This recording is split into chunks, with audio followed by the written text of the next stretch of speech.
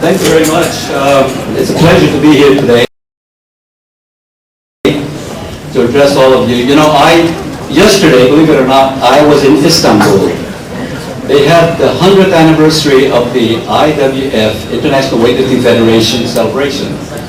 And today the Congress is going on, but yesterday was the big opening ceremony, and I had the privilege of carrying the Olympic flag, and they made food or something. The female that snatched 303 pounds was my co-worker with me. She had the IWF flag, and you know, she my height with her high heels, and she's extremely attractive, but on the heavy side. But we made a good pair going up there. But you know, it was sort of disturbing in some way for me that I was the only American over there as a weightlifter.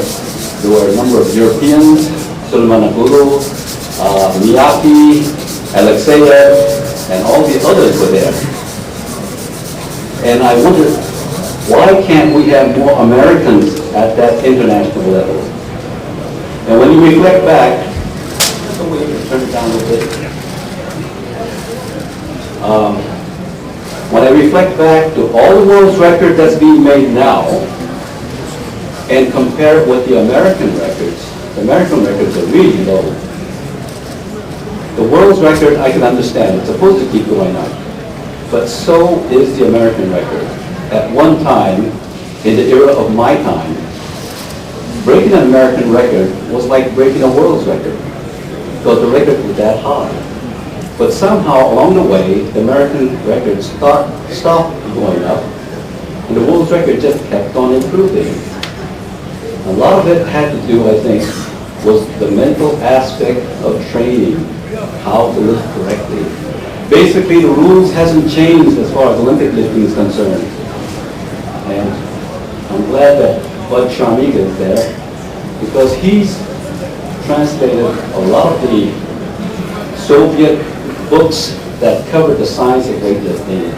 And some of the things that I'm about to go through with Celestia here, I want him to be able to verify what I say. So what I'm going to do is today, we're going through the basic thing of Olympic lifting. A number of lifters have been lifting for years and years, and there's a lot of flaws in their lifting ability simply because they haven't paid attention to the technique. And we're going through the basic movement. So can you turn sideways?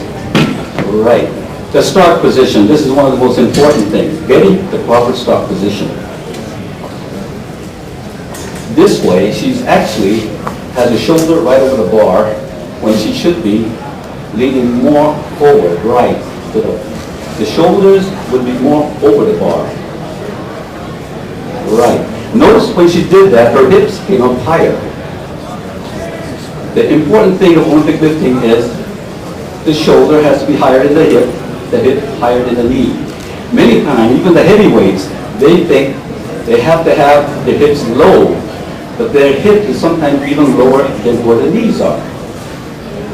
So that's the position they have to hit. The shoulders well over the bar. You're getting tired, right?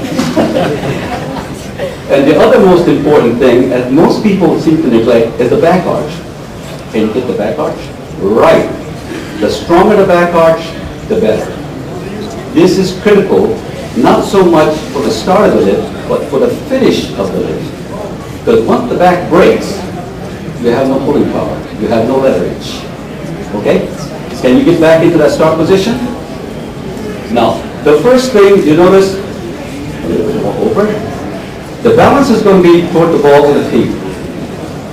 If you start pulling from here immediately, you're going to have blood on the bar because it's going to scrape the shin. Try coming up without moving your head. That means she did not employ her legs at all.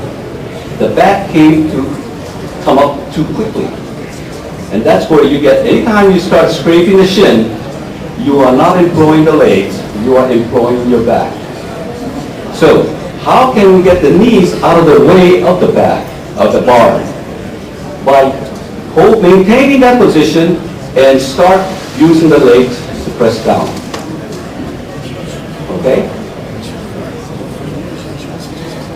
Wait, don't move, don't make the movement too quick. The back arch, okay, the shoulder and the hip. Notice where it is. Now she's just going to straighten her legs out and keep that position. Go ahead. Right.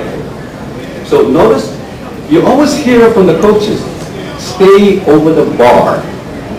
That means don't use your back too soon. Stay over the bar. This is critical. And at the same time, it's important that it's close to the body. And once the bar moves away from the body, you're losing leverage. Okay? Now, from this position, a lot of time, people would start trying to get their knees right in. You know, in the 1970s, they stressed the knee going under real quick. Double knee bend, double knee bend. But if you did that, go ahead, try to get your knees right under. Yeah. Actually, the bar starts slowing down. The momentum you gain, you can relax. The momentum you gain by bringing the weight off the floor smoothly up, you lose it the moment you start getting the knees in, because the bar starts slowing down or start pausing.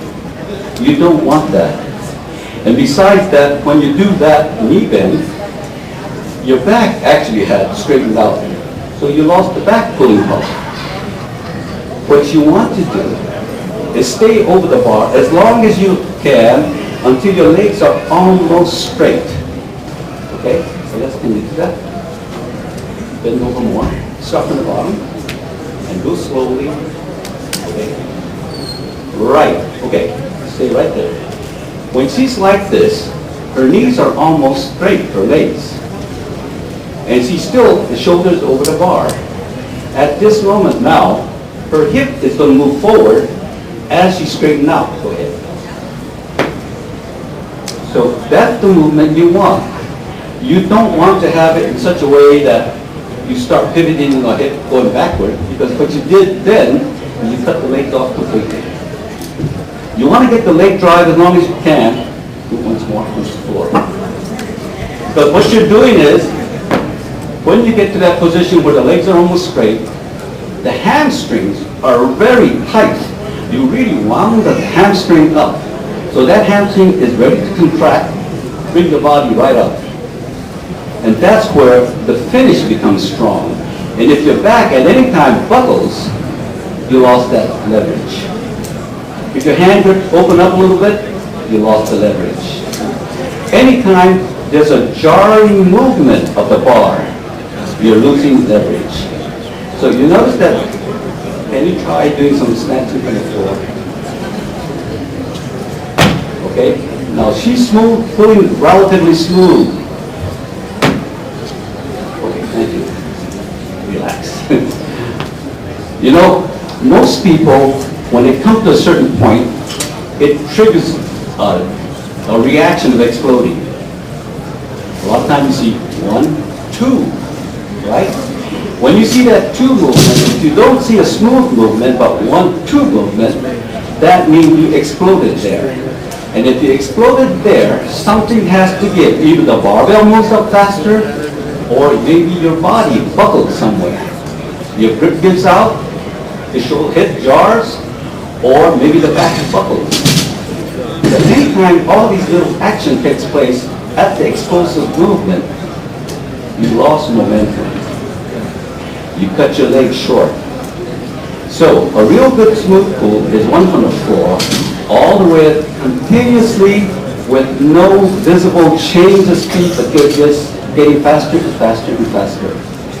And if you don't achieve that, then you have committed a crime of not really being able to extend yourself